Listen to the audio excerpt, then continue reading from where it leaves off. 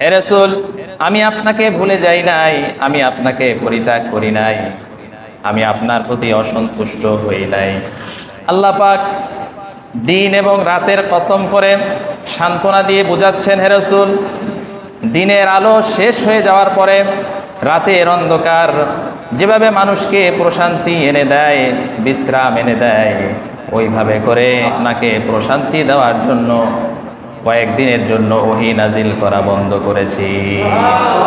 সূরাতুদ দুহা কোরআনুল কারীমের 114টি সূরার মধ্যে 93 নম্বর সূরা। কত নম্বর?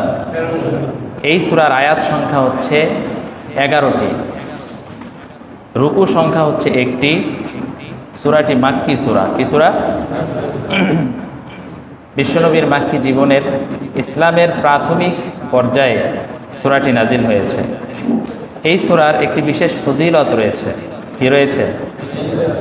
তাফসীরের কিতাবে এসেছে, যদি কোনো ব্যক্তি প্রতিদিন সূরাতুদ দুহা নিয়মিতভাবে ইখলাসের সাথে, ঈমানের সাথে, বিশ্বাসের সাথে, ভক্তির সাথে তেলাওয়াত করে, কিয়ামতের দিন ওই ব্যক্তি বিশ্বনবী মুহাম্মদুর রাসূলুল্লাহ সাল্লাল্লাহু আলাইহি ওয়াসাল্লামের শাফায়াত লাভ করবে। এই সূরার মধ্যে আল্লাহ তাআলা 3টি বিষয়ের আলোচনা উপস্থাপন করেছেন। কয়টা? এই সূরার প্রথম অংশে আল্লাহ তাআলা তার প্রিয় হাবিবকে সান্ত্বনা দিয়েছেন। দ্বিতীয় অংশে আল্লাহ তাআলা তার প্রিয় হাবিবকে যেসব নিয়ামত দান করেছেন সেসব নিয়ামতের কথা বর্ণনা করেছেন, যাতে করে বিশ্বনবী সেসব নিয়ামতের শুকর আদায় করতে পারেন। সূরাটির তৃতীয় অংশে বিশ্বনবী সেসব নিয়ামতের শুকরিয়া কিভাবে আদায় করবেন সেই পদ্ধতি আল্লাহ তাআলা শিক্ষা দিয়েছেন। তাহলে এই সূরার আলোচ্য বিষয় কয়টা? আরো জোরে। সবাই কি আমার কথা শুনতেছেন নাকি কঠিন লাগতেছে? আমি সহজ করে বলার চেষ্টা করতেছি, আপনাদেরকে মনোযোগের সাথে এবং ধৈর্যের সাথে শুনতে হবে। বলছিলাম সূরাতুদ দুহার আলোচনার বিষয়বস্তু হলো কয়টা? 3টা। এই সূরাটি নাজিলের পিছনে কিছু ব্যাকগ্রাউন্ড রয়েছে, যেটাকে আরবিতে বলা হয় সাবাবুন নুজুল, নাজিলের প্রেক্ষাপট। বেশ কিছু প্রেক্ষাপটে সূরাতুদ দুহা নাজিল হয়েছে। হাদিসের বর্ণনা অনুযায়ী জানা যায়, বিশ্বনবীর উপরে 15 দিন আল্লাহ পাক ওহী নাজিল করা বন্ধ রেখেছিলেন। কতদিন? আরো জোরে, কতদিন? 15 দিন। কাফির মুশরিকরা এসে বিশ্বনবীর সাথে ঠাট্টা বিদ্রুপ করতে লাগলো, উপহাস করতে লাগলো। কেননা বিশ্বনবীর উপরে যখন কোনো সূরা অথবা কোনো আয়াত নাজিল হতো, তখন বিশ্বনবী সেই সূরাটি অথবা আয়াতে কারিমাটি তেলাওয়াত করে মানুষকে শোনাতেন। সুবহানাল্লাহ পড়েন। এখন কোনো ওহীও আসে না, কোনো সূরাও নাজিল হয় না, আর বিশ্বনবী তেলাওয়াত করে মানুষকে শোনাতেও পারেন না। কাফির মুশরিকরা এসে বিশ্বনবীর সাথে ঠাট্টা বিদ্রুপ করতে লাগলো আর বলতে লাগলো, মুহাম্মদ, তোমার রব তোমাকে ছেড়ে দিয়েছে, পরিত্যাগ করেছে, এই জন্য কোনো ওহী আসে না, আল্লাহ কোনো ওহী নাজিল করেন না, তোমার রব তো তোমাকে ছেড়ে দিয়েছে। এভাবে করে কটাক্ষ করতে লাগলো। কাকে? নবীজিকে। আবু জাহেলের স্ত্রী উম্মে জামিল, রাসূলের চাচি, এসে বলতেছে, মুহাম্মদ, মা আরা শাইতানাকা ক্বাদ তারাকাকা, তোমার শয়তানটা তো তোমাকে পরিত্যাগ করেছে, এই জন্য তোমার কাছে ওহী আসে না। নাউজুবিল্লাহ পড়বেন না? শয়তান দ্বারা সে বুঝিয়েছে জিবরাইল আমিনকে। কাকে? জিবরাইল আমিনকে। কারণ জিবরাইল তার কাছে প্রতিদিন ওহী নিয়ে আসতো।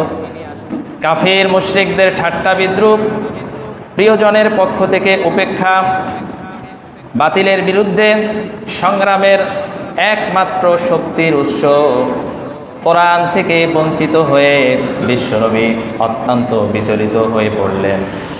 তিনি চিন্তিত হয়ে পড়লেন। বিশ্বনবী মনে মনে ভাবতে লাগলেন, আমি কোনো ভুল করে ফেললাম না তো, যার কারণে আল্লাহ রাব্বুল আলামিন আমার উপরে অসন্তুষ্ট হয়েছেন। আল্লাহ পাক অসন্তুষ্ট হয়ে ওহী নাজিল করতেছে না। নবীজি যখন এভাবে করে দুশ্চিন্তা করতে লাগলেন, আল্লাহ রাব্বুল আলামিন সঙ্গে সঙ্গে সূরাতুদ দুহা নাজিল করে তার হাবিবকে সান্ত্বনা দিলেন।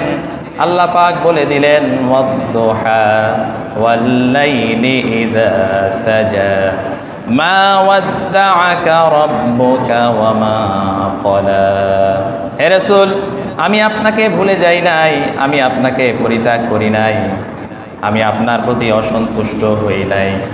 আল্লাহ পাক দিন এবং রাতের কসম করে সান্ত্বনা দিয়ে বোঝাচ্ছেন, হে রাসূল, দিনের আলো শেষ হয়ে যাওয়ার পরে রাতের অন্ধকার যেভাবে মানুষকে প্রশান্তি এনে দেয়, বিশ্রাম এনে দেয়, ওইভাবে করে আমি আল্লাহ আপনাকে প্রশান্তি দেওয়ার জন্য কয়েকদিনের জন্য ওহী নাজিল করা বন্ধ করেছি। কারণ আমি যদি নিরবিচ্ছিন্নভাবে আপনার উপরে ওহী নাজিল করতে থাকি তাহলে আপনি ওহীর তীব্রতা সহ্য করতে পারবেন না। এই জন্য আপনাকে বিশ্রাম দেওয়ার জন্য আমি কিছুকালের জন্য ওহী নাজিল করা বন্ধ রেখেছি। সুবহানাল্লাহ। কারণ ওহী ছিল একটা ভারী জিনিস। ওহী একটা কি জিনিস? খুব ভারী জিনিস।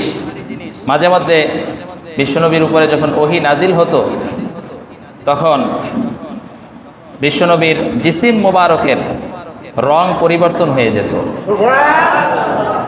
শীতের রাত্রে প্রচণ্ড পরিমাণে শীত, এইরকম শীতের রাত্রে বিশ্বনবী ঘেমে যেতেন। মা আয়েশা সিদ্দিকা রাদিয়াল্লাহু তাআলা আনহা বর্ণনা করেন, মাঝে মধ্যে যখন ওহী নাজিল হতো তখন এমন হতো বিশ্বনবী প্রচণ্ড পরিমাণে ঘেমে যেতেন যখন প্রচণ্ড শীত করত। ঠিক ওই অবস্থায় যদি বিশ্বনবীর হাত মোবারক আমার উরুর উপরে রাখতো তাহলে মনে হতো যেন যে আমার উরুটা এই মুহূর্তে ফেটে যাবে। সুবহানাল্লাহ পড়বেন না? শুধু তাই নয়, নবীজি যদি উটের পৃষ্ঠে থাকা অবস্থায় আল্লাহর পক্ষ থেকে ওহী নাজিল হতো তাহলে ওহীর তীব্রতা সহ্য করতে না পেরে উট জমিনে বসে পড়তো। সুবহানাল্লাহ। এতটা ভারী ছিল কোরআনের ওহী। এই ওহী ধারণ করা এটা সহজ ব্যাপার নয়, এটা কঠিন ব্যাপার। এটা কি ব্যাপার? খুবই কঠিন ব্যাপার। আল্লাহ যখন প্রাথমিক পর্যায়ে বিশ্বনবীর উপরে ওহী নাজিল করতেছিলেন তখন ওহীকে রিসিভ করা নবীজির পক্ষে খুব কষ্টসাধ্য হয়ে যেত প্রথম। পরবর্তীতে অবশ্য রসুলের অভ্যাস হয়ে গিয়েছিল ওহী ধারণ করা, কিন্তু প্রাথমিক পর্যায়ে রসুলের কষ্ট হতো।